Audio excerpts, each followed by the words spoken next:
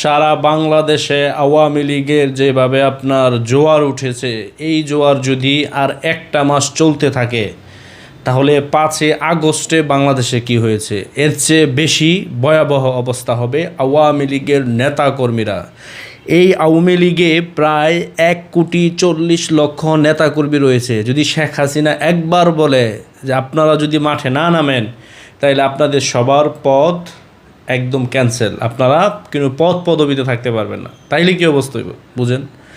এই মুহূর্তে বাংলাদেশে আওয়ামী লীগের গণজোয়ার উঠছে, সারা বাংলাদেশে আপনার মিছিল হচ্ছে, ঢাকা সহ খুলনা, রাজশাহী, রংপুর সব জায়গায় কিন্তু আপনার আওয়ামী লীগের মিছিল হচ্ছে এবং কি মানুষ এখন রাস্তায় নেমে আসতেছে, কারণ এই অবৈধ সরকারের বিরুদ্ধে তারা প্রতিবাদ জানাচ্ছে এবং কি বাংলাদেশ যে ইতিমধ্যে ধ্বংসের দ্বার প্রান্তে দাঁড়িয়ে গেছে তার প্রতিবাদে মানুষ এখন রাস্তায় নেমে আসতেছে আওয়ামী লীগের লাখ লাখ নেতাকর্মীরা।